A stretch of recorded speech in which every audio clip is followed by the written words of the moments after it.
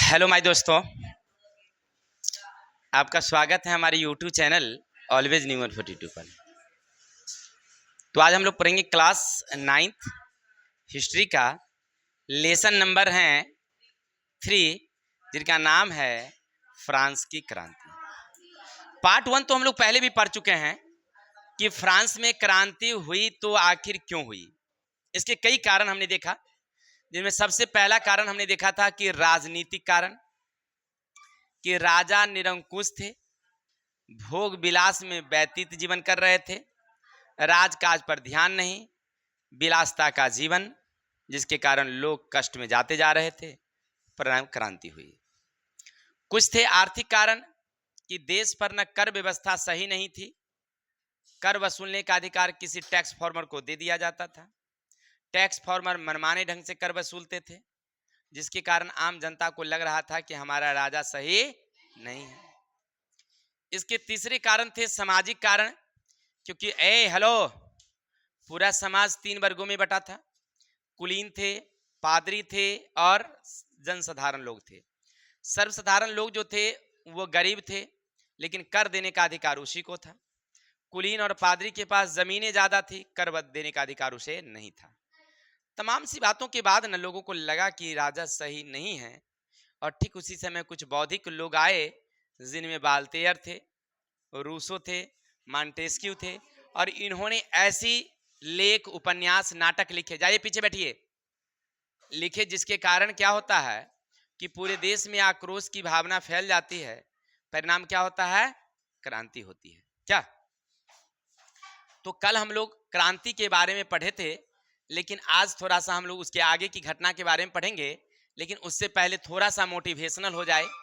पसीने की स्याही से जो लिखते हैं इरादे को, पसीने की स्याही से जो लिखते हैं अपने इरादों को, अपने मुकद्दर के सफेद पन्ने कभी कोड़े नहीं होते। माने जो लोग अपने पसीने से लिखते हैं, उनके जीवन के जो मुकद्दर है ना, उनकी जिंदगी की जो एम है, वो कभी कोरा नहीं रहता। उनके जीवन में कुछ ना कुछ सफलता मिलती ही है। एक बार में नहीं, 2 बार में नहीं, मिलती तो सही। चलिए अब चलते हैं। हम लोग कल वाली घटना तो पढ़ ही लिए कि क्या क्या पढ़े थे हम लोग। अब ताजा ताजा घटना पढ़ते हैं। विदेशी घटनाओं का प्रभाव, हमारे फ्रांसीसी क्रांति पर विदेशी घटना का क्या प्रभाव पड़ा। तो सबसे पहले इंग्लैंड में 1688 में गौरवपूर्ण क्रांति हुई थी। 1688 में, बहुत दिन पहले। क्योंकि क्रांति कभी भी हुई, बात पुरानी भले हो गई है, लेकिन लोगों में ये बात न फैल गया फ्रांस में कि देखो, इंग्लैंड में पहले ऐसे पुराने राजा हुआ करते थे। पुराना राजा को लोग हटा करके वहां पर लोकतंत्र की स्थापना की। अच्छी राजतंत्र व्यवस्था था वहां पर, लेकिन उसको हटा के वहां पर लोकतंत्र की स्थापना हुई है। राजा वहां दुराचारी था, उसको हटा दिया लोग। ये लोग ना फ्रांस में फैला कि इंग्लैंड में ऐसा हुआ था कि वहां के राजा को लोग हटा दिया था। इसका मतलब क्या कि अपने देश में भी ऐसा। तो इंग्लैंड वाला प्रभाव ना कहां पड़ा? फ्रांस में। ठीक है, फ्रांसीसी क्रांति पर रहे ना। तो इंग्लैंड में जो 1688 में जो गौरवपूर्ण क्रांति हुई, वहां पर जो राजा को हटाकर नया राजा बनाया गया, इस घटना को ना फ्रांस के लोग समझ रहे थे। सबको मन में भाव जगा कि जैसे इंग्लैंड में घटना घटी, राजा को हटाया गया, वैसे हमारे देश में भी घटना होनी चाहिए, राजा को हटा के नई राजा बनानी। दूसरा, अभी अभी अमेरिका में एक घटना घटी थी 1776 में, और वहां पर एक नई शासन व्यवस्था स्थापित हुई। तो सब लोगों के मन में यही भाव जगा कि जैसे अमेरिका में हुआ है, वैसे हमारे देश में भी होना चाहिए। तो 2 घटना, एक इंग्लैंड की गौरवपूर्ण क्रांति और दूसरा अमेरिका की स्वतंत्रता की क्रांति। इन 2 कारणों से फ्रांस के लोगों में भाव जगा कि नई राजा को हटा के नई क्रांति लानी। थोड़ा ध्यान दीजिए पढ़ने पर। अब चलते हैं उस समय के तत्कालीन कारण क्या थे, समझिएगा। तत्कालीन कारण, लुईस 16वां 20 वर्ष की गद्दी पर बैठा था। देखिए, 20 वर्ष की आयु में था तब ये गद्दी पर बैठा। अब 20 वर्ष की आयु तो भाई खेलने धूपने की आयु होती है, ऐसो आराम मौज मस्ती करने की आयु। तो वो बच्चा बैठा बेचारे, तो वो राज्य चलावे कम, अब मस्ती पर ध्यान दे ज्यादा। है कि नहीं। विलासता में जीवन ज्यादा भी मतलब करने लगा। साथ ही साथ उनकी रानी का फोटो देखबे किए आप लोग, बड़ी क्विट सी थी। कहाँ की थी, उसका नाम था एत्योनेत, जो फिजूल खर्च, नहीं लड़की थी, वो लड़की थी नहीं, वो तो लड़का है ना। लड़की के वहां पर फोटो दिखाए थे ना उनकी रानी की, तो वो मतलब फिजूल खर्ची के लिए जानी जाती थी। राजा उसको मना भी नहीं कर पाते थे, है कि नहीं। होता भी है, सुंदर सुंदर रहेगा तो उसको लोग ज्यादा मतलब वैल्यू देता है ना, तो उसको खर्चा वर्चा ज्यादा दे रहा था राजा, और वो ज्यादा लुटाते जा रही थी, है कि नहीं। अब परिणाम हुआ कि पूरा जो है ना, राजा राजा इस पर नियंत्रण नहीं कर पा रहे थे। परिणाम धीरे धीरे पूरा स्थिति क्या हो गया, बिगड़ गया। अंत में राजा स्टेटस जर्नल की बैठक बुलाना चाहा, कब, 5 मई 1789, और वहीं से क्रांति आरंभ हो जाती है। नहीं बताए थे, क्योंकि राजा को ना सीधा टैक्स लगाने की अनुमति नहीं होता था, राजा डायरेक्ट कर नहीं लगाएगा। इसके लिए क्या होनी चाहिए, तो स्टेटस जर्नल की होती थी बैठक, ठीक है। स्टेटस जर्नल कहेगा तब राजा लगाएगा टैक्स। तो उसी की बैठक के लिए 5 मई 1789 को बैठक बुलाई गई। अब बैठक जिस दिन बुलाया गया उसी दिन बवाल हो गया। बैठक में बवाल होता है, अब कैसे बवाल होता है उसके बारे में चर्चा करते हैं। फ्रांस में क्रांति होने के विशिष्ट कारण क्या थे, सुनिएगा। फ्रांसीसी क्रांति के और अन्य भी कारण थे, जिसमें मध्यम वर्ग का उदय, अभी पीछे देखे ना आप कि मध्यम वर्ग का उदय हुआ था। पहले तो देखिए, जो कुलीन थे और पादरी थे उसको तो विशेष अधिकार मिल ले था, तो उसको जरूरते नहीं था लड़ने का, जरूरत था नहीं था। सबसे हारल कौन थे बेचारे, मध्यम थी न्यूनतम वर्ग के लोग, सर्वसाधारण वर्ग के लोग, तो वो तो सबसे हारल था, ये था। लेकिन उसमें कुछ लोग मध्यम वर्ग में आए, माने कुछ कमाए पैसा वैसा, कुछ आमदनी ठीक ठाक हुआ, आर्थिक स्थिति ठीक ठाक हुआ, और उसके बाद वो लोग पढ़े लिखे, तो वकील, चिकित्सक, बुद्धिमान सब ये सब बने। तो उन लोगों को लगा कि नहीं, हमारे देश में कुछ सुधार होना, क्योंकि पढ़ल लिखल अपने हिसाब से सोचता है ना, तो वैसे सुधार करना चाहा, जिसके कारण क्रांति। दूसरा कारण था दार्शनिकों की भूमिका। जैसे बहुत सारे अभी दार्शनिक पढ़े थे ना पीछे, कि बाल्तेयर, रूसो, मॉन्टेस्क्यू, ये लोग आए, वो लोग ऐसा ऐसा लेख लिखे जिसमें वहां के जारशाही राजा जो था, माने वहां के राजकीय व्यवस्था, उसके कमी को बताया कि राजा हमारा गलत है, आज लोगों को क्या अधिकार होना चाहिए, लोगों को क्या करना चाहिए, इस सब के बारे में वो किताब में लिखा। और जब उनके लेख अभिलेख जब हम लोग पढ़े, तब मन में आक्रोश की भावना जगी कि ना, ये तो ठीक है कह रहा है, ये राजा को भगा के हमको क्या करना चाहिए, सुधार करना। देखिए, इस सब के कारण वहां पर क्रांति फैलती है। अब क्रांति के महत्वपूर्ण घटना क्या है, सो देखिए, सुनिएगा। स्टेटस जर्नल की बैठक, नए कर लगाने के लिए राजा स्टेटस जर्नल को बैठक बुलाई 5 मई 1789 को, जिसमें तीसरे स्टेट के लोगों को अंदर जाने नहीं दिया गया, जिसके बाद सभी लोग चुनाव की मांग करने लगे। लेकिन राजा कुलीन और पादरी के दबाव में प्रस्ताव ठुकरा दिया, जिसके कारण बहिष्कार बढ़ गया। नहीं समझे। जैसे देखिए, राजा पूरे देश के लोगों को बुलाया, वहां पर 3 स्टेटस होते थे, प्रथम, द्वितीय, तृतीय, 3 स्टेटस थे। तब पहले में आते थे कुलीन, दूसरे में आते थे पादरी, तीसरे में जनसाधारण के लोग। जनसाधारण लोग ज्यादा थे। तो जब बैठक की बात हुई तो सारे कुलीन लोग पहुंचे, उन लोगों को अंदर जाने दिया सभा के अंदर में। पादरी आए तो पादरी को भी अंदर जाने दिया। और जब जनसाधारण के लोग जब आए तो उसको अंदर जाने नहीं दिया, कहा कि तू लोग बाहर ही रहो, ठीक है ना। मतलब क्या, जो नियम कानून जो बन जाएगा ना, तो तू लोगों से बाद में खाली हाथ उठोवल हो जाएगा, माने हम लोग मिलके ही नियम कानून बना लेंगे। तृतीय स्टेटस वाला कहा कि ऐसा कैसे होगा भाई, नियम बनेगा देश के सबके लिए बनेगा, तो हम लोगों की भी उपस्थिति जरूरी है, नहीं तो चल तो फट्टा। सब वहीं बाहर में वो मैदान था, वो मैदान में सब लोग जमा हो गए। अब समझ रहे हैं, सब जमा हो गया। धीरे धीरे धीरे तृतीय स्टेटस के लोगों की संख्या बहुत ज्यादा हो गई। जब पूरा भीड़ भर गया तो सब उसमें होता है ना, एक आध गो नेता लीडर लोग सब हल्ला करने लगा कि ना, ये नियम कानून नहीं चलेगा। चलेगा कब, जब चुनाव होगी तब। और चुनाव में भी एक आदमी 21 गो वोट डालेगा, तो कुलीन को तो 21 गो वोट डालना है, तो उसकी संख्या कम है। पादरी को तो 21 वोट डालना है, उसकी संख्या कम है। और जनसाधारण को भी 21 वोट डालना है, तो उसकी संख्या क्या है, तो जनसाधारण तो ऑटोमेटिक जीतेगा, नहीं जीतेगा। तो इसीलिए वो लोग लगाया नियम कि होना चाहिए चुनाव। लेकिन उधर कुलीन और पादरी जान रहे थे कि हम तो हारिए जाएंगे, इसीलिए राजा पर दबाव बढ़ाया कि नहीं, इस नियम को स्वीकार नहीं करना, चुनाव नहीं होनी चाहिए। राजा प्रस्ताव स्वीकार नहीं किया, कहा कि ना, जब चुनाव कहा नहीं होगा, सारा लोग हल्ला करना बवाल कर दिया, एकदम पूरा एकदम तोड़ फोड़ एकदम कि भाई नहीं, नियम बनेगा तो हम लोगों के प्रस्ताव से, हम लोगों के विचार से, ठीक है। बहिष्कार वहां से शुरू हो जाता है राजा का। ये थी कितनी तारीख की? 20 मई थी, 5 मई की। अब चलते हैं दूसरी 20 जून की कहानी। उसके बाद 1-1.5 महीना बाद 20 जून 1789 के तीसरे स्टेटस की बैठक वर्साई के टेनिस कोर्ट में एकत्रित हुई। राष्ट्रीय सभा की घोषणा किया गया, जिसके बाद सभी ने विचार किया कि जब तक राजा के निरंकुशता पर अंकुश लगाने वाले संविधान नहीं बनाया जाए, तब तक सभा बनी रहेगी। अब उस समय तब बवाल हो गया, सब लोग चले गए, है कि नहीं। उसके बाद सब लोग क्या हो गए, वहां से चले गए। चलिए, तब पहली बार 5 मई को हुआ, उसके बाद सारे लोग अपने अपने घर गए, सब विचार फिर किया, और ठीक 5 पहली बार होता मई को, अब मई के बाद क्या होता है, जून ना, तब 20 जून यानी 1.5 महीना बाद सब लोग जुट गए एगो मैदान में। कहा? वर्साई एक जगह है, वहां पर एक मैदान था, टेनिस कोर्ट का मैदान।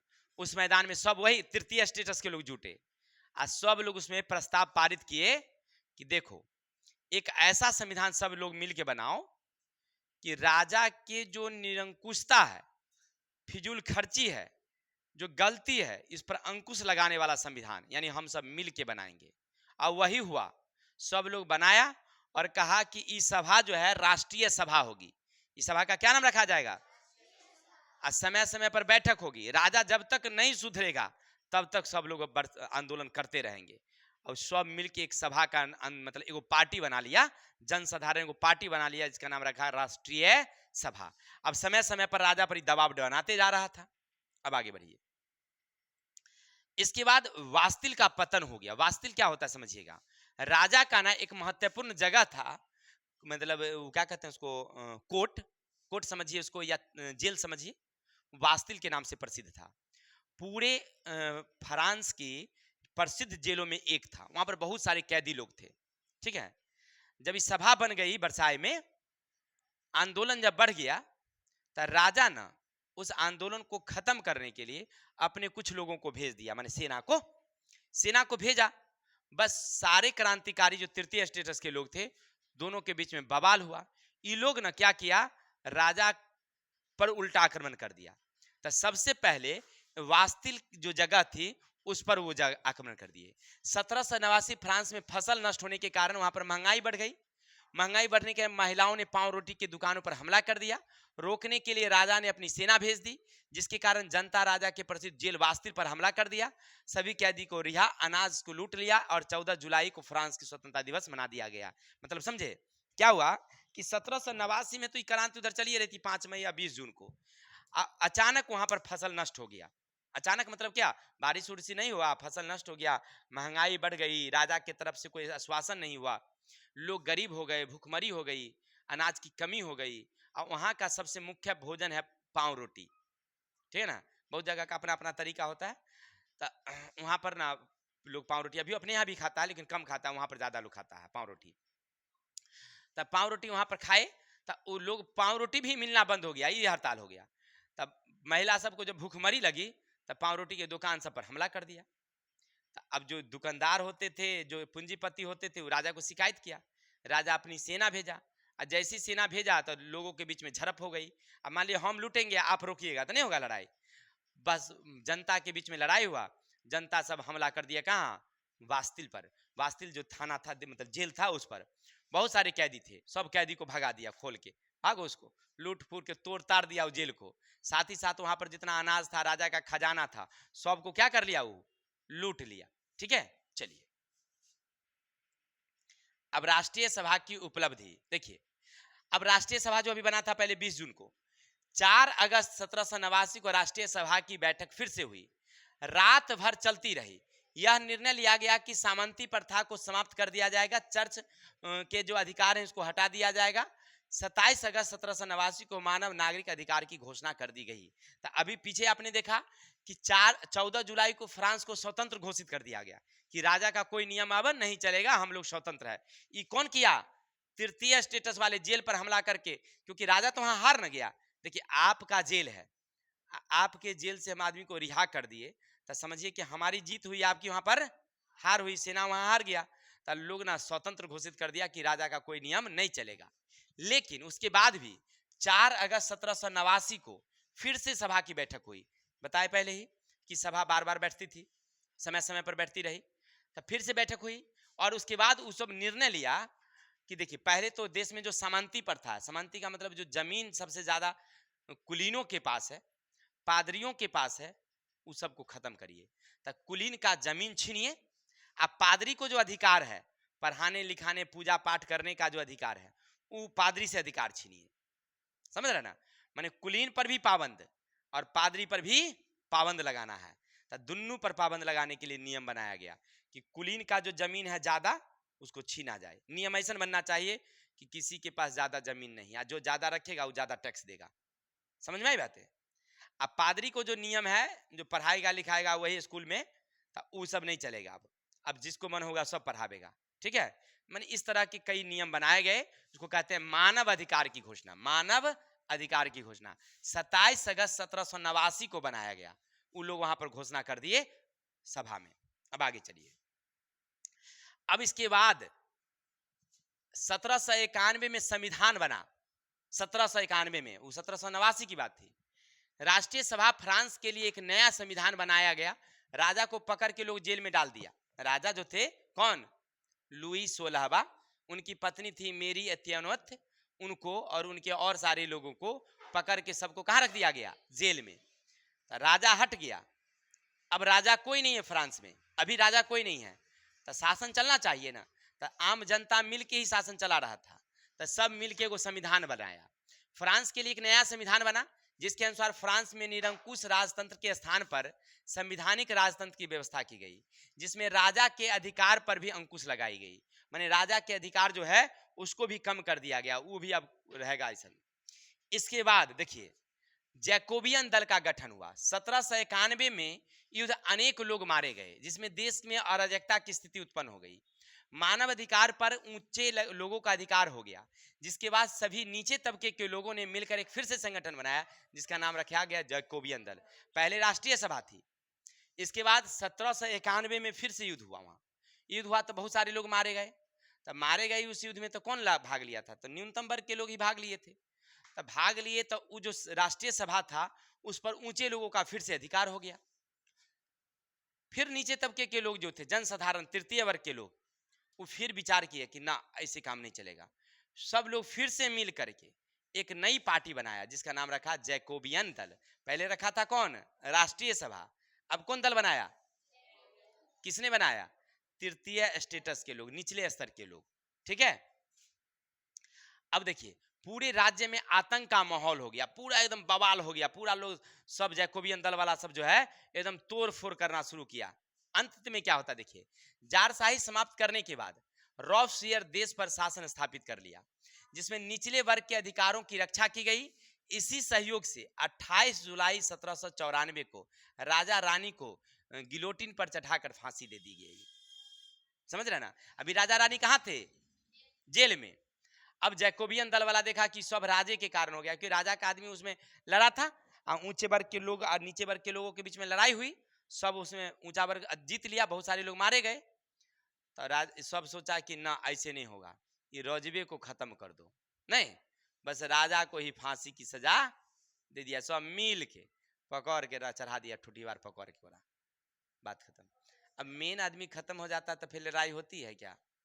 जैसे मान लीजिए इलाका का सबसे गुंडा प्रसिद्ध कोई एगो होगा, नहीं होगा, 50 को उसका होगा चलवा चाटी, आ एगो मेन कोनो गुंडा होगा, है कि नहीं?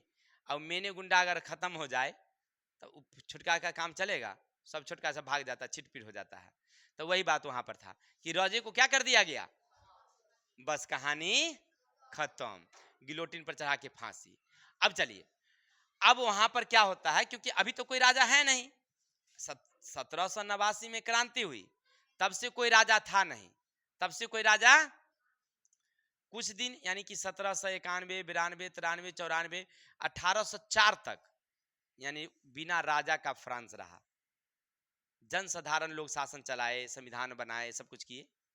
उसके बाद वहां पर एक प्रसिद्ध व्यक्ति आए जिनका नाम था नेपोलियन बोनापार्ट। बड़े अच्छे लोग थे, है ना। और ये जो है ना नेपोलियन आए और उन्होंने आम जनता के सहयोग से अपनी सरकार बनाई, वही जनसाधारण के सहयोग से, जैकोबियन दल के सहयोग से क्या बनाए, सरकार बनाए। सब लोग मिलकर इनको राष्ट्रपति चुन लिया। किनको, नेपोलियन बोनापार्ट को प्रधानमंत्री चुन लिया कि अब हमारे देश का राजा कौन रहेगा, नेपोलियन। और नेपोलियन जो है ना गणतंत्र की स्थापना किया। मैंने वो कहा कि हम राजा नहीं रहेंगे, हम क्या रहेंगे, प्रधानमंत्री रहेंगे। हम जो है ना सब जनसाधारण के नियम का पालन करेंगे। इसलिए वो क्या किया, एक अलग संविधान बनाया जिसको कहते हैं हम लोग नेपोलियन संहिता। क्या कहते हैं हम लोग, 1804 में वो राजा बना, नेपोलियन संहिता लागू किया और पूरे देश के विकास पर पूरा ध्यान दिया। सब लोगों के मन में ना राष्ट्र के प्रति प्रेम जगाया। माने नेपोलियन बोनापार्ट जब शासन में आया ना गद्दी पर, तो बहुत सुंदर काम किया, फ्रांस की उन्नति बहुत ज्यादा हुई। तो सब लोग ना इसको नेपोलियन युग के नाम से जानते हैं, नेपोलियन युग। तो 1804 में क्या लगाया उसने, नेपोलियन संहिता। गद्दी पर कब बैठा, 1804 में। इसके बाद पूरे फ्रांस का वो खूब विकास किया।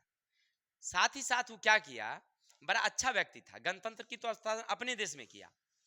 साथ ही किया क्या, चला गया वो जर्मनी में 39 राज्य को मिलाकर जर्मन राइन संघ की स्थापना किया। वहां के लोगों में मन में राष्ट्र प्रेम की भावना जगाया। माने वहां पर भी जो निरंकुश राजा था, पुराना राजा, वो राजा के प्रति लोगों को जागृत किया कि तुम लोगों का राजा सही नहीं है, इसको भगाओ। इस जर्मनी में चल गया ऑस्ट्रिया में जाकर के वहां भी लोगों को जगाया कि तुम्हारा राजा सही नहीं है, गणतंत्र की स्थापना कराओ। चल गया जर्मनी, चल गया रूस, चल गया फलना जगह, इंग्लैंड, फ्रांस, मैंने सब जगह, फ्रांस में था ये था, और सारे जो थे उस सब जगह जो है वो चला गया। ध्यान दीजिए पढ़ने पर, सब जगह गया, सब लोगों को मन में वो क्या किया, भाव जगाया। किसके लिए, राष्ट्र प्रेम के लिए। बड़ा अच्छा रहा बेचारे 1815 तक, 1804 से 1815 तक बड़ा अच्छा से काम किए। लेकिन जानते हैं क्या हुआ, बड़ा उसके साथ दुर्व्यवहार हुआ। पूरे देश के राजा यानी ऑस्ट्रिया के राजा, जर्मनी के राजा, रूस के राजा, नहीं वो सब तो निरंकुश राजा था। ई था बेचारे गणतंत्र की स्थापना करने वाले, जनता के हितैषी। तो उस सब राजा को लगा कि हमारा विरोध में हमारी जनता को नेपोलियन क्या कर रहा है, भड़का रहा है कि हम निरंकुश हैं। वो कह तो रहा अच्छा बात, लेकिन हमारे खिलाफ तो भड़का रहा है ना। इस सब राजा को लगा, सब राजा मिल के उधर विचार कर लिया कि नेपोलियन को हराना है, ठीक ना। अब ये विचार करके 1815 में एगो युद्ध होता है, वाटरलू का युद्ध। वाटरलू के युद्ध में नेपोलियन को सब मिल के हरा देता है। उ लोग एगो सब मिल के एगो अलग बना लेता है, वियना कांग्रेस। क्या बना लेता है, नेपोलियन को रख देता है जेल में। फिर उसको काफी यातनाएं दी जाती है, बेचारे की मृत्यु हो जाती है उसी में, ठीक है। यानी कहने का अर्थ है कि नेपोलियन बेचारे आए थे अच्छे से, लेकिन धीरे धीरे क्या हुआ, उसका अंत हो गया। और जब वियना कांग्रेस की स्थापना हुई, तब वियना कांग्रेस के प्रधान थे मेटरनिक, जो ऑस्ट्रिया का चांसलर था। अब तब दुश्मनमा तो चल गया, तब मेटरनिक कहा कि फ्रांस में फिर से वही राजा होगा जो पुरनका वाला राजा। अब आपके दिमाग में आ गया कि लुई 16वां को तो फांसी दे दिएगा, तो पुरनका राजा कहाँ से आएगा, फांसी वाला दिल को रखिएगा क्या, अरे उसके वंशज तो कोई होंगे। तो उसके बाद लुई 18वां को फिर से मेटरनिक ने फ्रांस के गद्दी पर बिठा दिया। वो भी निरंकुश, क्योंकि मेटरनिक तो कह ही दिया था कि पूरे विश्व में क्या रहेगा, निरंकुशवाद, राजा एकदम निरंकुश रहेगा, उसको जो मन होगा करेगा, जनता को दब के रहना होगा, ठीक है। अब सोचिए, एक बार तो हमारे मन में भाव जाग गया था, तुम अभी ना बहुत करेगा तो हमको दबा देगा, लेकिन हमारा जो मन में रहेगा सो तो हम बादला लेवे करेंगे। फिर से लुई 18वां के बाद और दूसरे राजा आए, 1830 में फिर क्रांति हुई। फिर राजा को मार कूच के फिर भगाए वहां से, फिर निरंकुश राजतंत्र हुआ, फिर उसको मार के भगाया 1848 में। यानी उसके बाद 1789 के बाद 1830, 1848 में फिर से क्रांति हुई। क्रांति होने के बाद वहां पर लोकतंत्र की स्थापना हुई, सबको जनतंत्र बना, प्रधानमंत्री, लोकसभा इत्यादि इत्यादि की रचना हुई। ये सब विस्तार से हम लोग कल पढ़ेंगे। फिलहाल आज के लिए इतने ही। नेक्स्ट पार्ट कमिंग सून, यानी कि कल विशेष हम लोग पढ़ेंगे जो हमारी वीडियो की लास्ट होगी। तो आज के लिए इतने ही, कल मिलते हैं नेक्स्ट वीडियो के साथ। तब तक के लिए मुस्कुराते रहिए, अपने भाई को विदा दीजिए। जय हिंद, जय भारत।